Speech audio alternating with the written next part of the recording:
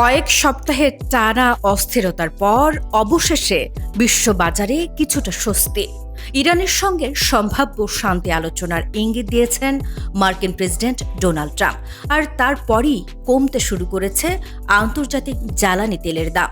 প্রশ্ন এখন, এটি কি যুদ্ধের অবসানের সংকেত নাকি কেবল সাময়িক বাজার প্রতিক্রিয়া? আজ বুধবার আন্তর্জাতিক বাজারে ব্রেন্ট ক্রুডের দাম কমে দাঁড়িয়েছে প্রতি ব্যারেল $108.35, যা আগের দিনের তুলনায় $1.52 কম। আগের দিনও ব্রেন্ট ক্রুডের দাম প্রায় 4% কমেছিল। অন্যদিকে ওয়েস্ট টেক্সাস ইন্টারমিডিয়েট কমে হয়েছে প্রতি ব্যারেল $100.77, যা $1.50 হ্রাস পেয়েছে। আগের দিন WTI কমেছিল প্রায় 9.9%, পূর্বের সর্বোচ্চ মূল্য।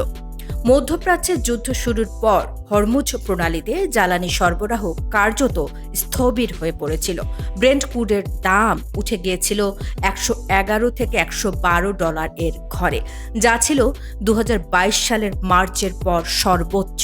বিশ্বের প্রায় 20% তেল ও গ্যাস সরবরাহ এই হরমুজ প্রণালীর উপর নির্ভরশীল হওয়ায় বাজারে আতঙ্ক দ্রুত ছড়িয়ে পড়ে। কেন কমছে দাম?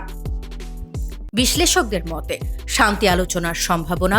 ট্রাম্প ইঙ্গিত দিয়েছেন ইরানের সঙ্গে একটি সম্ভাব্য সমঝোতা চুক্তি হতে পারে। সরবরাহ স্বাভাবিক হওয়ার আশা। হরমুজ প্রণালী আংশিক বা পুরোপুরি খুলে গেলে বিশ্ববাজারে তেলের প্রভাব বাড়বে। বিনিয়োগকারীদের আস্থা বাজার যুদ্ধের পরিবর্তে কূটনৈতিক সমাধানের সম্ভাবনাকে মূল্যায়ন করছে। তবে ঝুঁকি এখনও রয়ে গেছে। ইরান এখনও পুরোপুরি অবরোধ তুলে নেয়নি। যুক্তরাষ্ট্র ও নৌ অবরোধ ও সামরিক উপস্থিতি বজায় রেখেছে।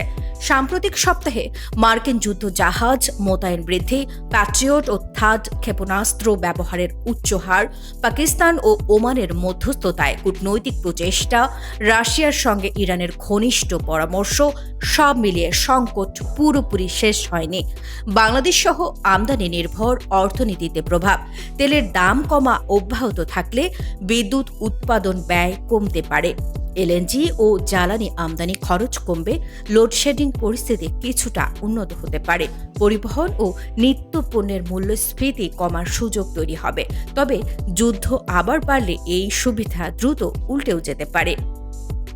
বিশ্লেষণ: বর্তমান পরিস্থিতি দেখাচ্ছে যুদ্ধবিরতি প্লাস কূটনীতি সমান সমান বাজারে স্বস্তি, কিন্তু বিশ্বাসের ঘাটতি, সামরিক প্রস্তুতি, দীর্ঘমেয়াদী অনিশ্চয়তা। অর্থাৎ তেলের বাজার এখনও রাজনৈতিক বার্তা ও সামরিক বাস্তবতার মাঝখানে আটকে আছে।